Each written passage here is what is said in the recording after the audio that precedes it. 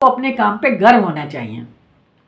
NHM की जो सबसे बड़ी बॉडी है, इसके जो पॉलिसी निर्धारित करती है, मिशन स्टीयरिंग कमेटी, उसने बताया है, क्या बताया है कि आशा के आने के बाद हमारे जो हेल्थ के इंडिकेटर्स हैं, स्वास्थ्य की स्थिति बहुत सही हो गई है। जैसे मैं कुछ आंकड़े आपको बता रही हूँ, और ये विज्ञप्ति आप देखेंगे पीआईबी की है, आपको नेट पे मिल जाएगी, जिसमें ये कहा गया है कि आशा वर्कर के आने के बाद में एमएमआर, मतलब जो जचगी के दौरान माओ की डेथ हो जाती थी, उसमें 83% की कमी आई है। मातृ मृत्यु दर, यानी कि जचगी के दौरान औरतों के मरने की जो प्रतिशत है, उसमें 83% की कमी आई है। और जो बच्चों का क्या जो प्रतिशत है, जो बच्चों की पैदा होने के बाद डेथ हो जाती है, उसमें 69%, 69% की कमी आई है। और 5 साल से कम उम्र के बच्चों की जो मृत्यु हो जाती थी विभिन्न कारणों से, उसमें 75% की कमी आई है।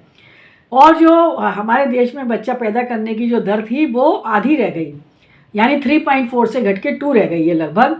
और हमने मैटरनल और नियोनेटल, माँ और बच्चे को होने वाली टिटनेस हमारे देश से समाप्त हो गई है। टीबी में 21% की कमी आई है, और मलेरिया में 79.3% की कमी आई है। और मलेरिया जो है के कारण होने वाली मौतों में 85% की कमी आई है। और बहुत सारे उपलब्धियां हैं, ये मैंने कुछ आपको गिनाई है। आप बताइए इसमें कौन सी उपलब्धि है जो आशा वर्कर के बिना संभव हो सकती थी। इसलिए आप अपने काम पे गर्व करिए और अपने संघर्ष पे भी गर्व करिए, संघर्ष करिए। आप सोचती हैं कि हम मेहनत करेंगे और किसी का दिल पसीज जाएगा और हमारा पैसा बढ़ा देगा, ऐसा नहीं होता है कभी भी।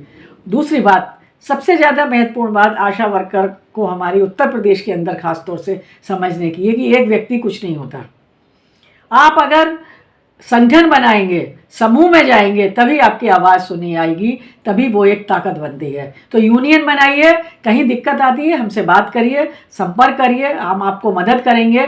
और यूनियन जो आप बनाएंगे वो आप ही की यूनियन होगी, वो ऐसा नहीं है कि वो हमारी ही कोई यूनियन हो जाएगी। तो यूनियन में संगठित करिए, अपनी आवाज़ उठाइए, अपने काम का पूरा पैसा तो लीजिए। आप जो मेहनत कर रही हैं, उस मेहनत का पैसा संविधान ने वो हक आपको दिया है। फिर आप पुराने ज़माने में जैसे सामंतों के यहाँ लोग काम करते थे, उन्हें कुछ नहीं मिलता था, ज़मींदारों के यहाँ काम, गुलाम रहते थे, फिर आप ज़मींदारों जैसा के घरों में काम करने जैसा बर्ताव क्यों कर रही हैं, क्यों नहीं खड़ी होती हैं? अपने आप को खड़ा करिए, अपनी हिम्मत बटोरिए। ये इसका आपको हक मिला हुआ है, संविधान ने हक दिया है आपको कि आप यूनियन बनाकर अपनी आवाज़ को उठाएं। तो 21 मार्च को ज़्यादा से ज़्यादा जगह से और ज़्यादा से ज़्यादा संख्या में ज्ञापन स्वास्थ्य मंत्री जी को जाना चाहिए, ताकि वो अपनी जो घोषणा उन्होंने की है उसे पूरा करने के लिए कुछ ना कुछ कदम मिलाए।